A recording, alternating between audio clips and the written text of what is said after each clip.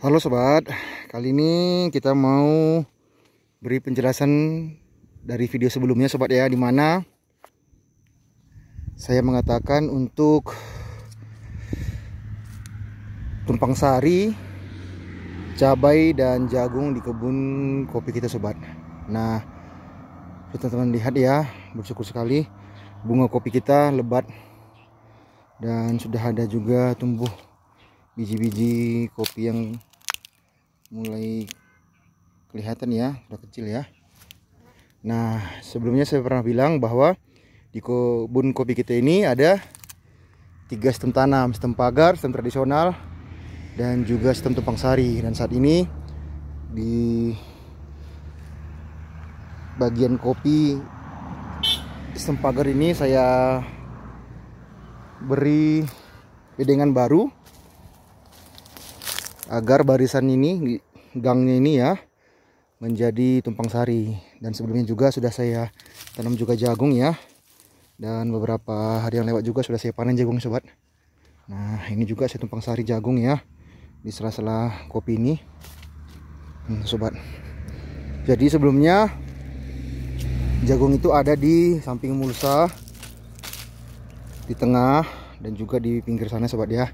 Jadi ini nanti mulsanya saya buang, saya angkat ya, kemudian saya buat bedengan yang baru seperti ini sobat. 2 bedengan menjadi 1 bedengan. Ini kan tadinya 2 bedengan sobat ya. Ini sudah saya buka mulsanya ya. Maaf seperti ini sobat, contohnya sebelumnya ada 2 ya, kiri kanan ya, dan tengah itu tempat jalan. Tapi sekarang saya buka ini mulsa yang kiri kanan,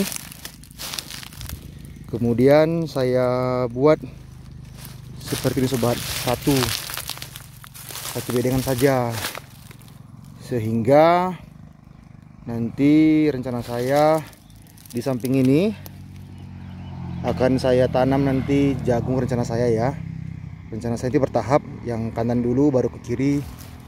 Dan ini juga ada pohon alpukat sobat, alpukat Miki yang saya tanam ya. Jadi di kebun kopi kita ini saya cenderung menggunakan sistem tumpang sari.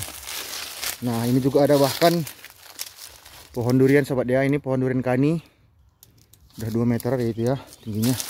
Nah sobat, jadi cenderung ini saya gunakan tumpang sari, baik di bagian gang maupun di bagian barisnya kopi. Kita sambil jalan-jalan sobat ya. Ini tumpang sari dengan pepaya, jadi kalau haus nanti bisa kita makan. Nah, ini jagung juga, ada kentang, ada durian juga sobat. Ini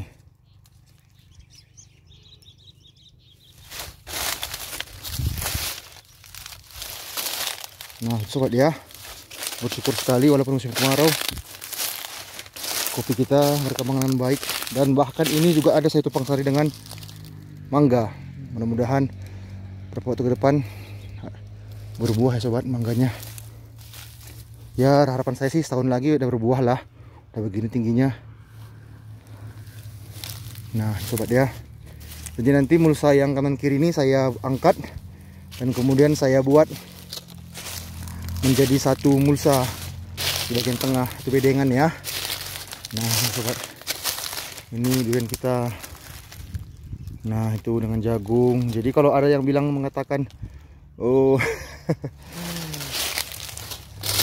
tidak baik tumpang sari dengan jagung, ya menurut saya sih itu pendapat dia, saya silahkan. Tapi untuk saya yang penting perawatan kita sobat. Kalau perawatan kita baik, ketersediaan pupuk juga baik, maka sah-sah saja ditumpang sarikan dengan apapun juga kopi ini sobat. Itu menurut saya. Makanya lebih ekstrim pun ada saya tumpang sarikan dengan singkong. Saya hanya ingin melihat, membandingkan saja, dan ternyata tidak ada kendala sobat. Ini buktinya singkong saya ini gede, kopinya juga ini. Nah, berarti kan menurut ya juga singkong juga ini, kopinya ini. Nah, tidak ada yang perbedaannya ya. Kalau menurut saya pribadi sih itu semua tergantung bagaimana kita perawatan saya sobat. Nah ini juga di antar baris ini saya tanam jagung. Tadinya ini sistem konvensional sobat, sistem tradisional ya, dimana jaraknya ini jarak barisnya 2 sampai 2,5 meter. Nah tapi sudah saya tumpang sari dengan jagung, kalau ini dengan terong Belanda. Nah bagaimana itu pohon durian musangking gede tuh, ini juga dari musangking.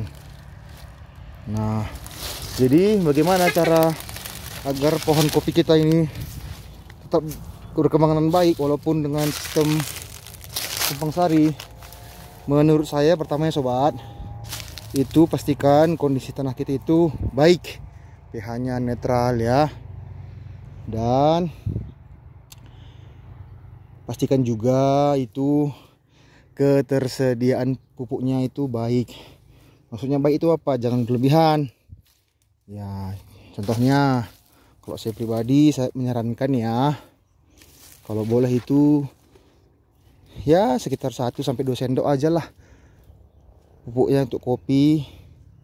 Yang penting rutin, sebulan setidaknya sekali sobat. Begitu menurut saya.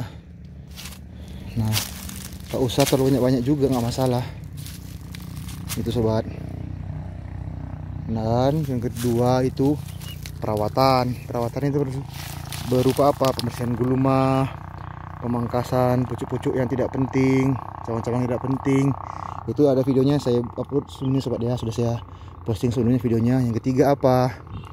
Ya itu penyepraian baik itu diberikan dengan insektisida dan fungisida, dan juga penyepraian dengan dicampurkan dengan vitamin. Kalau saya vitaminnya vitamin B1. Nanti kalau sistem sudah memasuki fase generatif, baik dispray dengan KNO3 putih dan juga kalium. Kalau pada saat fase vegetatif, teman-teman bisa spray menggunakan kalsium dan KNO3 merah itu sobat ya.